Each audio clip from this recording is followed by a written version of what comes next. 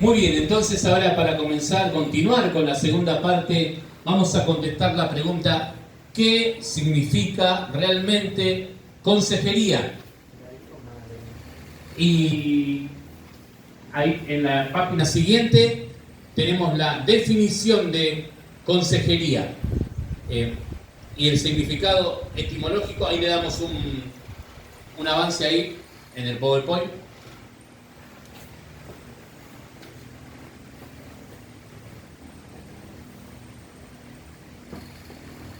¿Qué significa consejería? La palabra consejería proviene del latín concilium, o sea, concilio, ¿verdad? O sea, juntos. Concilium, o sea, con, igual a junto. Cilium, cilium que es deliberación, reflexión, juicio. Entonces, la idea central es pensar juntos para tomar una decisión correcta. Cuando vos estás aconsejando a alguien, te pones de acuerdo con esa hermana, con ese hermano, para tomar una decisión correcta. Esa es la idea de consejería. ¿Por qué? Porque la palabra viene del latín concilium, que es junto, y reflexión, deliberación, juicio. Es pensar juntos para tomar una decisión correcta. Pasamos a la otra página. En el marco bíblico, la consejería bíblica no es solamente escuchar, no es solo aconsejar, no es solamente acompañar emocionalmente, es caminar junto a otro, a la luz de la verdad de Dios, para llevar su mente y su corazón a la obediencia de Cristo, como leímos en 2 Corintios 10:5. O sea, si tenemos que definir consejería bíblica, en términos bíblicos, en el marco bíblico, es caminar junto a otro, a la luz de la verdad de Dios, para llevar su mente y su corazón a la obediencia de Cristo. Caminar a la luz para llevar. ¿Qué es consejería bíblica? Es caminar junto a otro a la luz de la verdad de Dios para llevar su mente y su corazón a la obediencia de Cristo. Consejería bíblica entonces es el ministerio de amor mediante el cual, usando la palabra de Dios, ayudamos a otros a pensar, creer y vivir conforme a Cristo. Realmente la consejería es una obra de arte, podríamos decirlo, ¿no? Es como a los que les gusta la pintura o pintar, hacer dibujos, o las lindas fotos o los lindos paisajes. Fíjense lo que es la consejería bíblica. Es un ministerio de amor mediante el cual, usando la palabra de Dios, ayudamos a otros a pensar, creer y vivir conforme a Cristo. Esa es la gran diferencia de cuando escuchamos un mensaje de la palabra de Dios del púlpito, que claramente es el método de aprendizaje de la iglesia en general. Pero la consejería bíblica viene directamente desde el corazón de Dios al corazón de sus hijos. Pasamos a la otra imagen. ¿Qué capacita a la iglesia para aconsejarse bíblicamente? O sea que esta pregunta no está mal escrita. Nosotros nos tenemos que aconsejar, vivir en aconsejamiento. Y para eso vamos a basarnos en Romanos 15:14. Así que busca en tu Biblia Romanos 15:14, porque este texto realmente nos marca lo que es la consejería bíblica. Yo creo que con este texto aprenderlo de memoria es básico.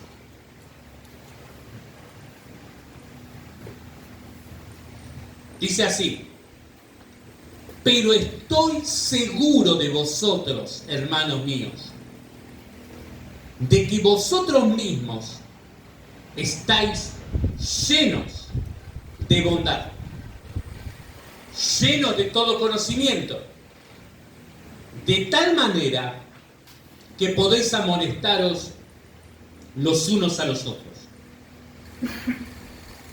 En primer lugar, ¿qué capacita a la iglesia para aconsejarse bíblicamente?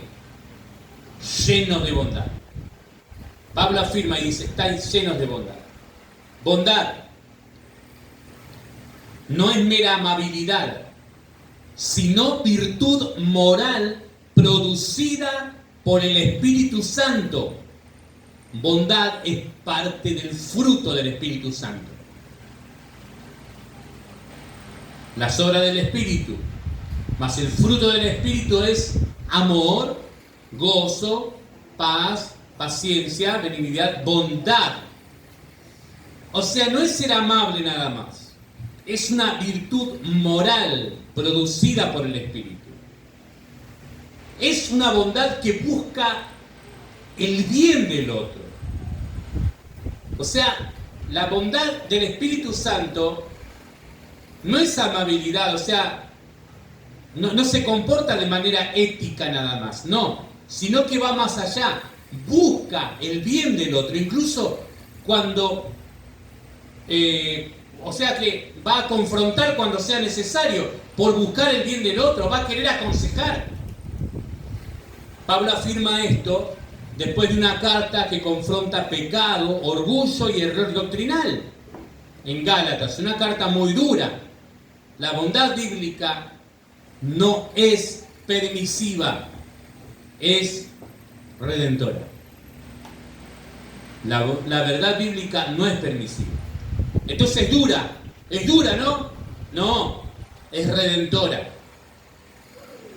Hay hermanos que no saben discernir esto y no confrontan bien de acuerdo al Espíritu de Dios, sino justamente confundidos, sin querer, hieren almas. Por eso la bondad bíblica no es permisiva, pero es redentora. Cristo es la máxima expresión de la bondad de Dios.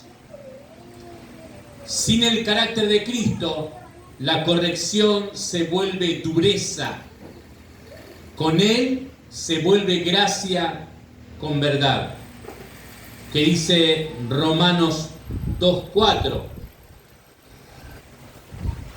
Dice, ¿o menospreciáis las riquezas de su benignidad, paciencia y longanimidad, ignorando que su benignidad te guía al arrepentimiento? O sea, Dios te llama con amor.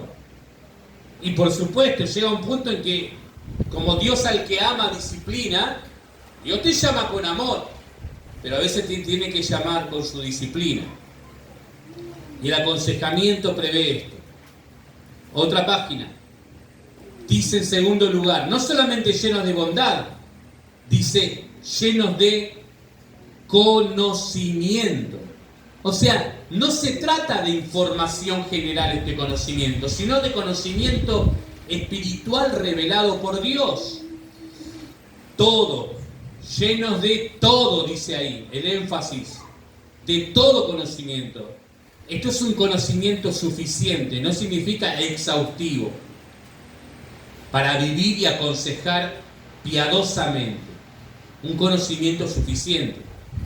En Romanos, este conocimiento, de acuerdo a todo lo que se viene escribiendo en Romanos, cuando Pablo, siempre hay que mirar el contexto, ¿no?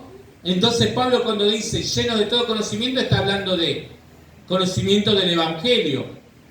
¿En qué? En justificación, santificación, glorificación, la condición humana, la obra de Cristo, la vida del Espíritu. La consejería bíblica no nace de experiencias personales, sino de verdad revelada, correctamente entendida. Y ya vamos a tener que ir a 2 Timoteo 3:16. Ya en unos minutos vamos a ir. La consejería bíblica no nace de experiencias personales, eso es clave. sino de verdad revelada, correctamente entendida. En tercer lugar, ¿sí? En primer lugar, decíamos llenos de bondad, llenos de conocimiento, y eso es lo que nos lleva a ser capaces de aconsejar. Miren, por eso el versículo termina diciendo, de tal manera, o sea, llenos de bondad y llenos de todo conocimiento, entonces podéis amonestaros los unos a los otros. Ese versículo es clave para la consejería bíblica. Amonestar, ya vimos lo que significaba, exponer verdad en la mente con amor, con el fin de corregir la conducta. Es una acción, dice acá, mutua. ¿Qué dice el versículo? Los unos a los otros. Es una acción no solamente mutua, es comunitaria. O sea, no exclusiva de líderes. Si bien todo hermano que está en el ministerio de aconsejamiento, por supuesto tiene que estar en dependencia de la congregación, ¿sí? de los hermanos sobrevedores. Pero no es que significa que eso sea exclusivo de los ancianos, no, es comunitaria. Es una acción también responsable, no invasiva. La consejería bíblica es parte del diseño normal de la iglesia sana. En Colosenses 3:16 dice la palabra de Cristo, more en abundancia en vosotros, cantando entre vosotros, alabando al Señor con himnos y cánticos espirituales. Y esto no reemplaza el ministerio pastoral, pero lo acompaña y lo extiende.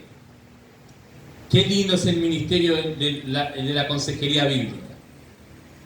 Entonces, ¿qué capacita a la iglesia para aconsejarse bíblicamente? Lleno de bondad, lleno de todo conocimiento, y ahí somos capaces de aconsejar.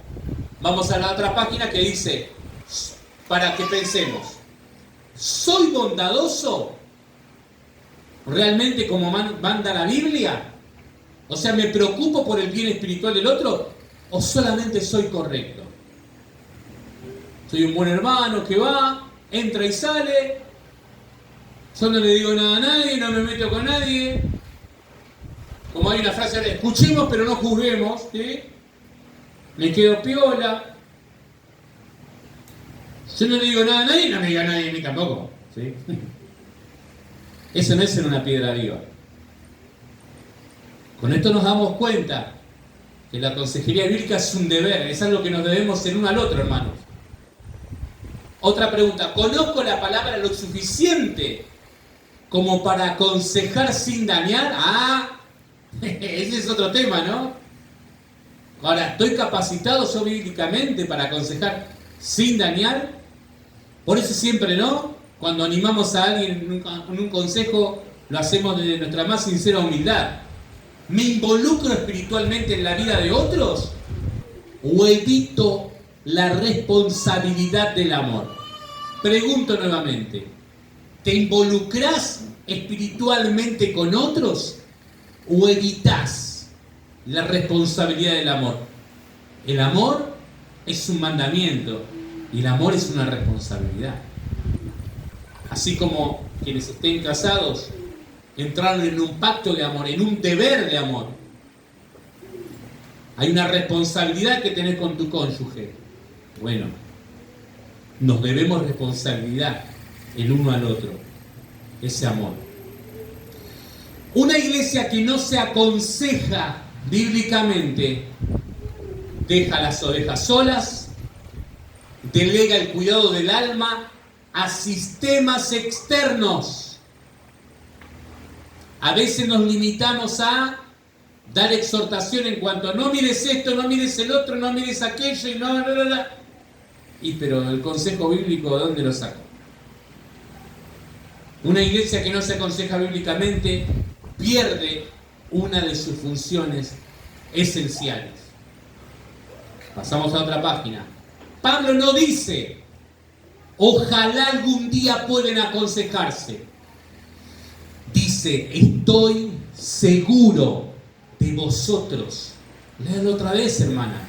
Léalo otra vez, hermano. Romanos 15, 14. Estoy seguro. En esto de predicar y discipular, necesitamos la brújula de la consejería bíblica. Esto no es un ideal inalcanzable, sino una realidad posible cuando Cristo gobierna la iglesia. Porque donde Cristo forma el carácter, hay bondad. Donde Cristo gobierna la mente, hay conocimiento. Donde Cristo reina en la comunidad, hay consejería que sana. La pregunta final no es si la iglesia debe aconsejar, sino si estamos permitiendo que Cristo nos forme para hacerlo.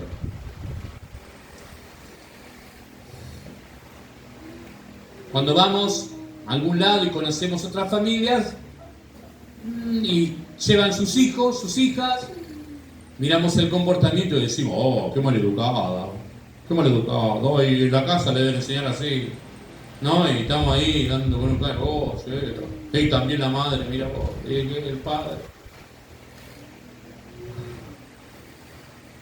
Entonces digo, ¿no?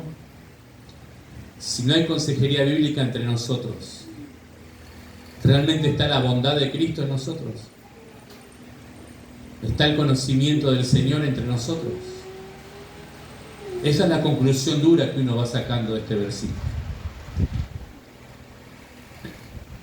Ahora pasamos a pero tú, que sería el siguiente PowerPoint, para meternos en nuestro versículo lema. Miren, ahí, antes de avanzar, ¿qué ven en el extremo superior derecho?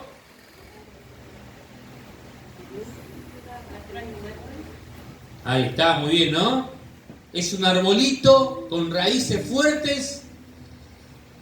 ¿Sí? Si se llega a ver, hay una luz en ese arbolito en medio de las nubes y después toda la imagen es negra. Bueno, así nosotros estamos, hermanos, en este mundo. Será como árbol plantado junto a corrientes de río que da su fruto a su tiempo y su hoja no cae. Ponemos, pero tú. Eso es lo que dice nuestro versículo clave. Vamos a ir ahí a 2 Timoteo 3, 14 al 17. Y dice así: pero persiste tú en lo que has aprendido y te persuadiste, sabiendo de quién has aprendido, y que desde la niñez has sabido las sagradas escrituras, las cuales te pueden hacer sabio para la salvación por la fe que es en Cristo Jesús. Toda la escritura es inspirada por Dios y útil para enseñar, para redarguir, para corregir e instruir en justicia, a fin de que el hombre de Dios sea perfecto, enteramente preparado para toda buena obra. Pasamos a la otra. El pero implica una llamada a la acción de ¿qué? A la acción de esforzarse en persistir, encomendarse a las escrituras, enfrentar la rebeldía, entregarse a su obra. Eso es lo que implica ese pero. Y lo vamos a ver ahora. Ahora vamos a justificar estos 4 puntos con los mismos versículos de 2 Timoteo 3, 14 al 17. El pero implica una llamada a la acción de... Es todo acción, ¿sí? El creyente en Cristo Jesús no está quieto. Es una persona de acción. La vida cristiana es algo emocionante, tiene un propósito. Tenemos solamente una oportunidad, solamente tenemos una vida. Y por eso se nos llama a esforzarnos en persistir, encomendarnos a las Escrituras, enfrentar la rebelión, entregarnos a su obra. Un llamado a esforzarse en persistir. El concepto de persistir, el verbo griego, meno, es muy rico en significado y se traduce de varias formas en el Nuevo Testamento. Permanecer, por ejemplo, que significa mantenerse en un lugar o estado sin moverse o cambiar. Sin moverse o cambiar implica una continuidad en la fe y las enseñanzas recibidas. Eso es permanecer, que viene de persistir.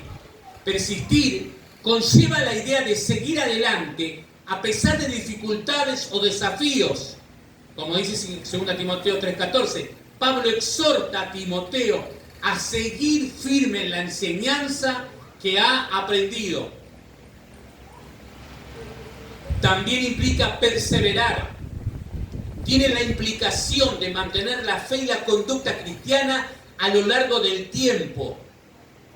No desmayar incluso frente a la adversidad. Habitar, eso es persistir.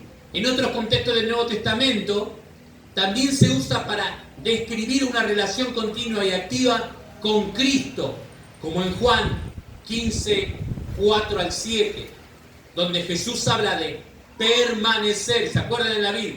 En Él, como la vid y los pámpanos. Habitar, eso es persistir. El compromiso de persistir. Dice, pero persiste tú en lo que has aprendido y te persuadiste, sabiendo de quién has aprendido y que desde la niñez has sabido las Sagradas Escrituras, las cuales te pueden hacer sabio para la salvación por la fe que es en Cristo Jesús.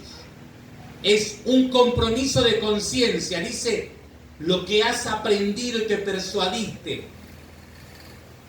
Hermanos, muchos de ustedes hace años que están recibiendo la palabra de Dios, algunos desde niños. Entonces, este es un compromiso de conciencia, es un compromiso a persistir. Lo que has aprendido, en segundo lugar, un compromiso continuador.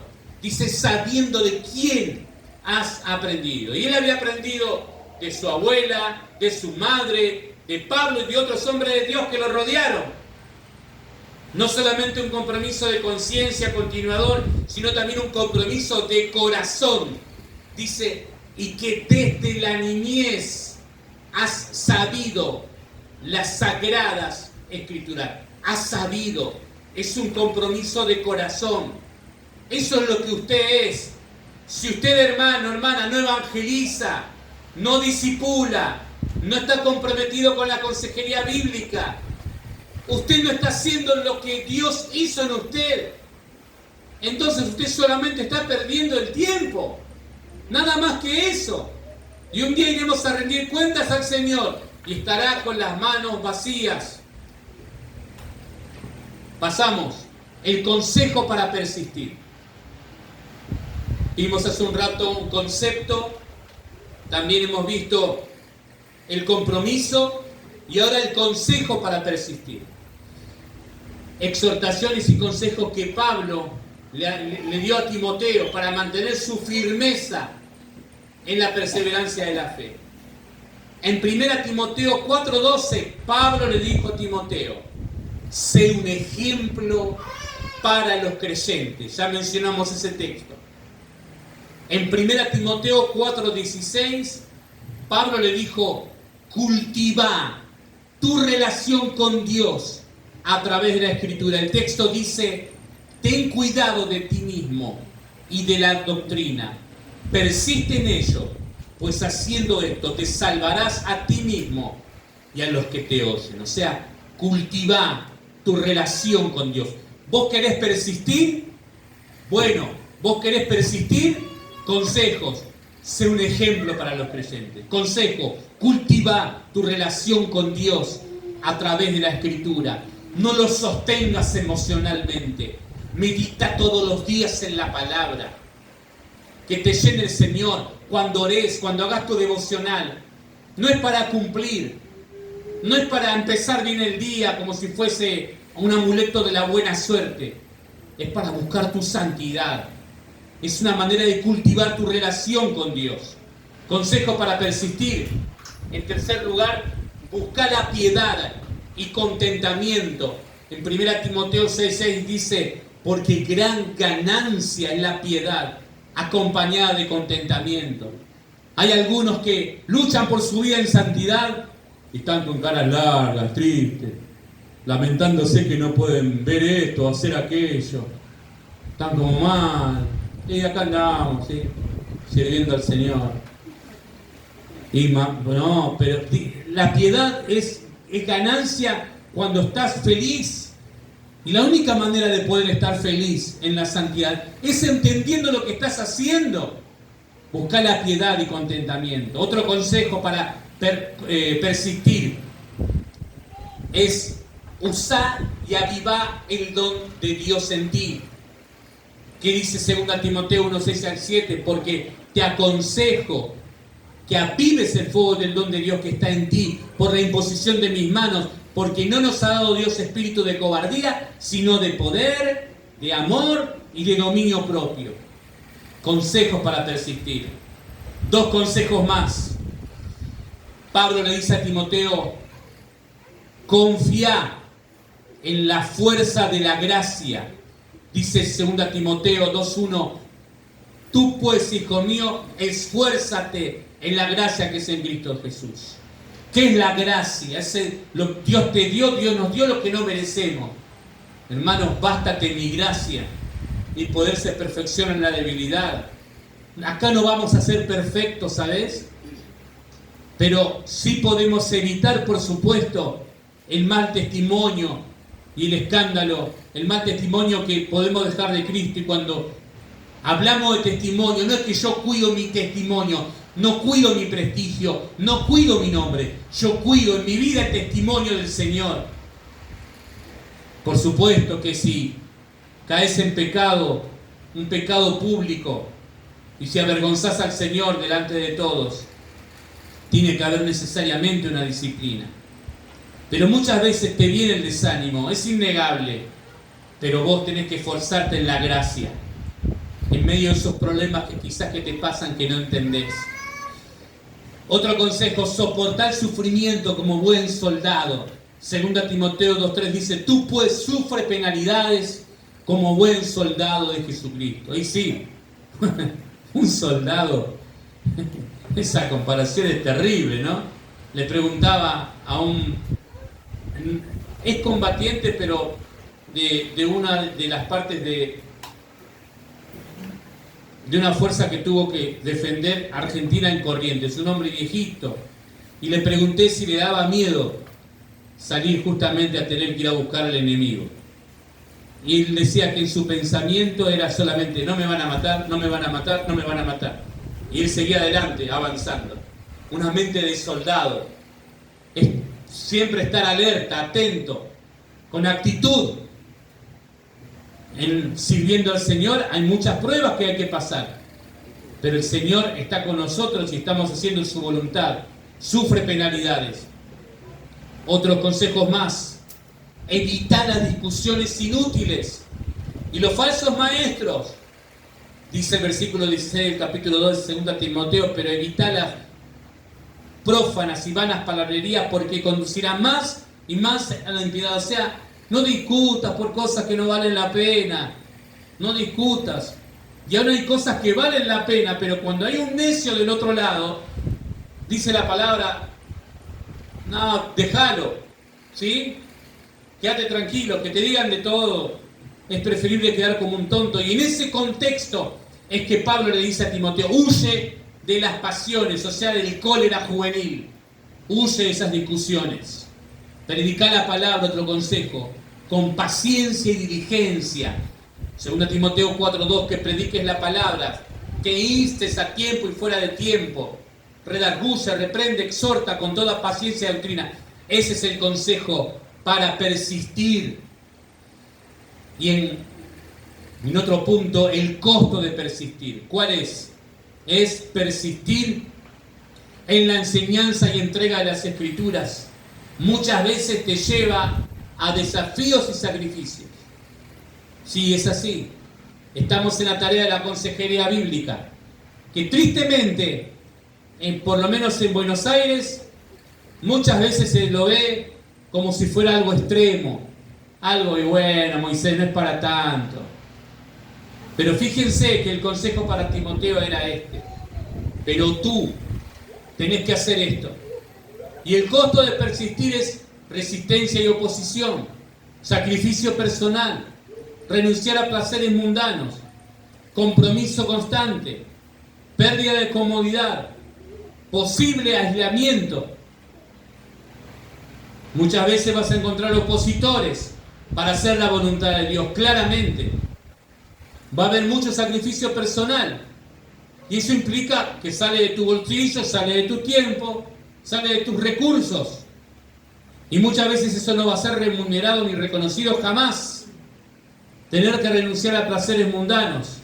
Así como vos te esforzás para terminar una carrera y la terminás en tiempo y forma, y compañeros que no prefirieron seguir con su vida de juegos y no lograron nunca nada en la vida. Bueno, así será a lo largo, pero lo nuestro será en este camino largo, mientras esperamos al Señor, tendrá trascendencia eterna. Es un compromiso constante. Que tu sí sea sí. El hombre de doble ánimo es inconstante en todos sus caminos. Ese es el costo de persistir.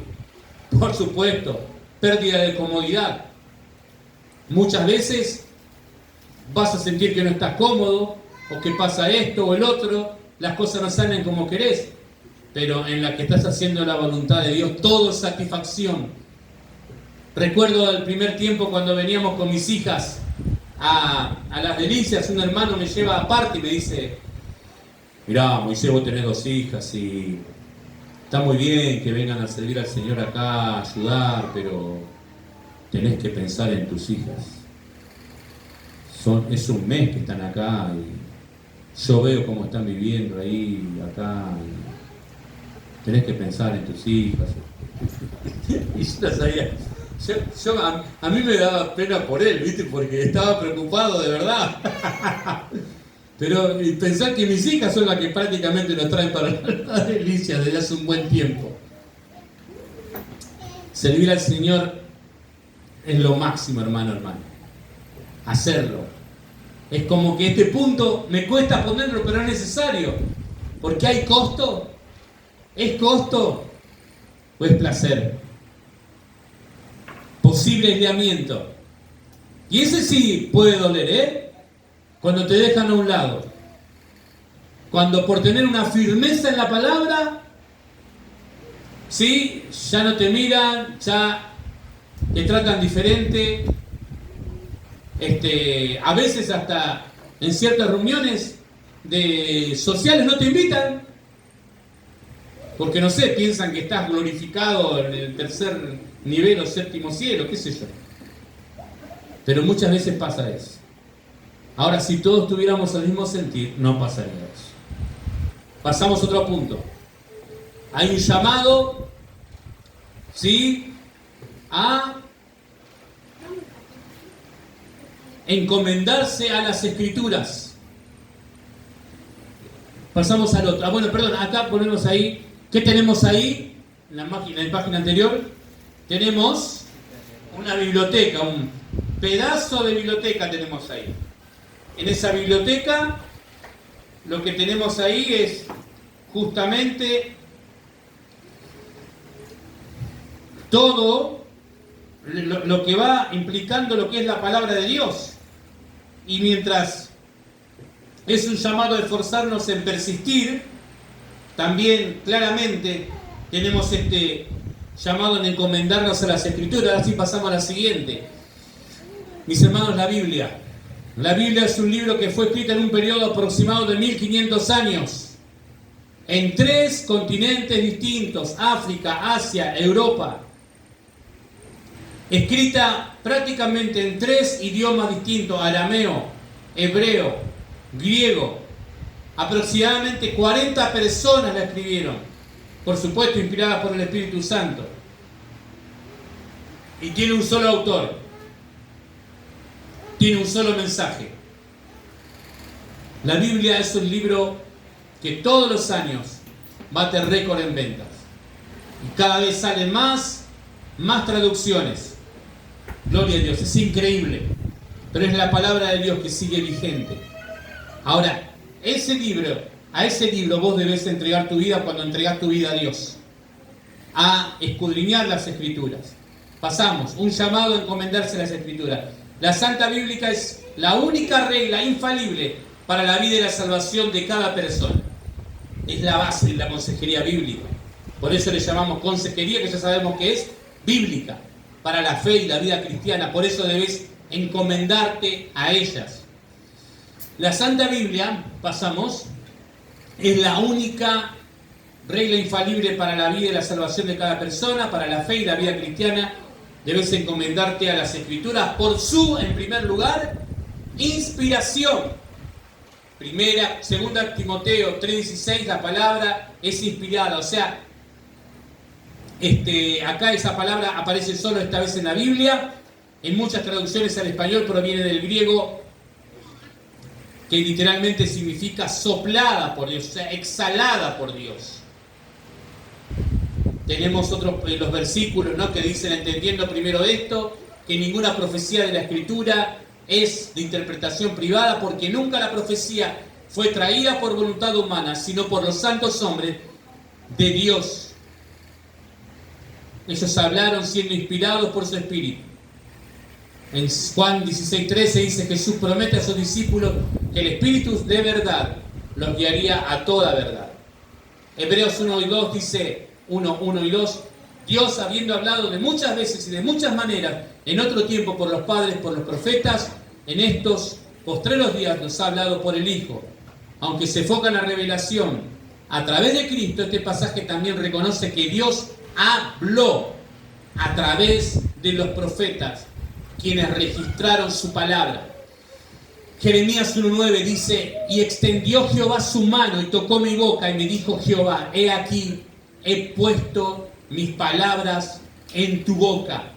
Este versículo subraya la idea de que las palabras de los profetas, y por extensión las Escrituras, provienen directamente de Dios. No hay mejor manera, no hay mejor base, no hay mejor libro que aconsejar desde la palabra de Dios. En 1 Corintios 2:13 dice: lo cual también hablamos, no con enseñanzas por sabiduría humana, no con palabras enseñadas por sabiduría humana, sino con las que enseña el Espíritu, acomodando lo espiritual a lo espiritual. Este pasaje destaca que la enseñanza apostólica fue guiada por el Espíritu Santo. Este libro, con esto quiero terminar de convencerte de que no te quede ninguna duda de que lo que tenés para la consejería bíblica, tu herramienta es la palabra de Dios. Es parte de las armas espirituales. Un llamado a encomendarse a las Escrituras. Vimos inspiración, ahora inerrancia. Dice: la ley de Jehová es perfecta. Las Escrituras son sin error. No tiene error la palabra de Dios, del Génesis al Apocalipsis. Hay muchos que tratan de hacer ver que tiene errores, no los tiene. La palabra de Dios también es infalible, por eso podemos confiar en su infabilidad. Isaías 48 dice: sécase la hierba, marchítase la flor, mas la palabra del Dios nuestro permanece para siempre. La Biblia es completamente confiable y libre de errores. Las palabras del Señor no pueden fallar, es infalible, su palabra no falla. En cuarto lugar, podemos confiar en la autoridad de las Escrituras. Dice: la ley de Jehová, el Salmo 19:7, es perfecta, es la máxima fuente de guía y verdad. También podemos confiar en la perspicuidad. ¿Eso qué es? Eso es, la enseñanza de la Biblia son claras y comprensibles para aquellos que buscan entenderla. Dice Mateo 22:31, donde Jesús le dice a los fariseos, a los saduceos, ¿sí? Esta era una secta que no creía en la resurrección, pero respecto a la resurrección de los muertos: ¿no habéis leído? En la palabra de Dios siempre había claridad y hay claridad. En sexto lugar, confiamos en la palabra de Dios, que es suficiente, la suficiencia de las Escrituras. Dice: a fin de que el hombre de Dios sea perfecto, enteramente preparado para toda buena obra. Las Escrituras contienen todo lo necesario para la fe y la vida cristiana.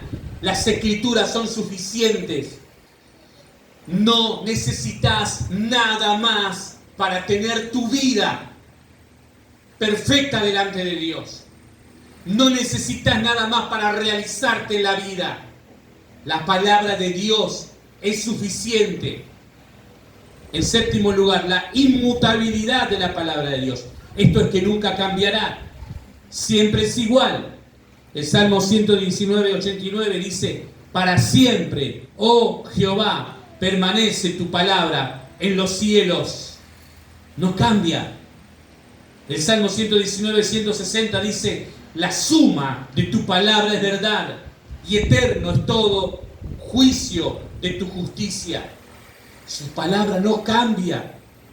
Por eso, si necesitas una herramienta, lo único que necesitas es la palabra de Dios. Vos te das cuenta qué importante en tu vida ha sido y es tener tu tiempo a solas con Dios leyendo las Escrituras y pensar que hace años que las estás leyendo. Bueno, hermano, hermana, es tiempo de activarse y tomarse el ministerio de la predicación, del discipulado y del aconsejamiento bíblico bien en serio. Punto 8. La invencibilidad de la palabra de Dios. No puede ser derrotada ni desafiada con éxito. Es un arma superior en la mano del hombre o la mujer de Dios, conforme es usada. Dios dice en Jeremías 23, 29: no es mi palabra como fuego, dice Jehová, y como martillo que quebranta la piedra. La palabra de Dios es invencible. Recuerdo un anciano que, tratando de poner en orden una situación, y un anciano se levanta y me dice: ay, Moisés, con vos no se puede hablar porque siempre hablas con la Biblia. Y se levantó y se fue. Triste la vida de este hermano. Y recuerdo, era normal en la secundaria, sí, cuando a compañeros me decían, especialmente una chica chilena, me acuerdo, en la secundaria iba al vespertino, me dice: ay, Isaías, porque en la iglesia y en mi familia me conocen como Moisés, ¿sí? Pero en la parte secular, digamos, en el trabajo, por mi primer nombre, que es Isaías. Ay, Isaías, ¿no tenés palabras propias? Siempre tenés que decir algún versículo de la Biblia. Y se enojaba. Es que todo consejo sale de ahí. Y frente a la palabra no hay nada que pueda vencer. Es invencible. Noveno, la palabra, la completud. Confiamos en la completud de la palabra de Dios.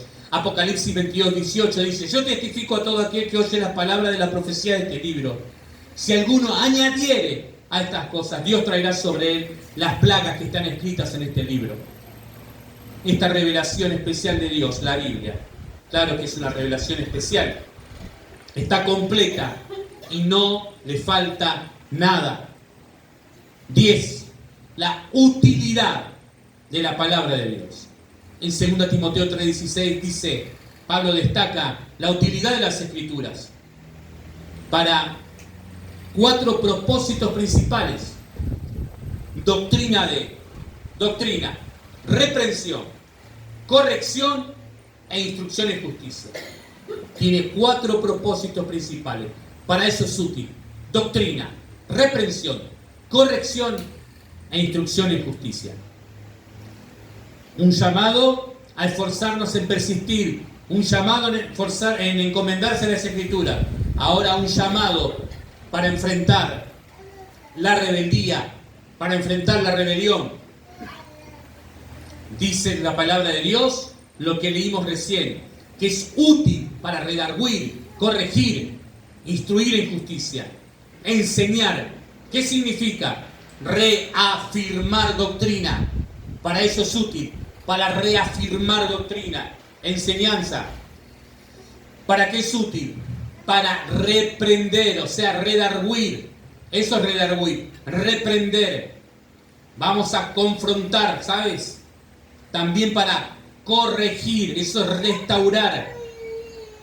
Es enseñar, reafirmar doctrina, redarguir, reprender, que es confrontar, corregir, que es restaurar. Y es útil para instruir, o sea, entrenar en justicia. Eso es rectificar. La palabra de Dios es útil entonces para reafirmar, reprender, restaurar y rectificar. Es útil para todo eso la palabra de Dios. Por eso es suficiente para la consejería bíblica. Vamos a tomar una pausa acá. Tenemos tiempo de preguntas y respuestas en unos minutos. Y ahora seguimos y luego vamos a continuar para desarrollar. Ya hemos visto que ese pero implica, es un llamado a esforzarnos en persistir, en encomendarnos a las Escrituras y enfrentar la rebelión. Vamos a tener otra oración. Cerramos los ojos. Amado Dios, gracias por tu palabra. Tú hablaste una vez, Señor. Tú hablaste, Señor. Y dejaste todo escrito. Tenemos este libro glorioso en nuestras manos. Y allí escuchamos tu evangelio, que transformó y transforma nuestra vida. Señor, queremos ser útiles en tus manos. Por eso queremos confiar en lo que tú has dicho y predicarlo, llevarlo por todos lados. Todo te damos gracias y te lo pedimos en el nombre de Jesús. Amén.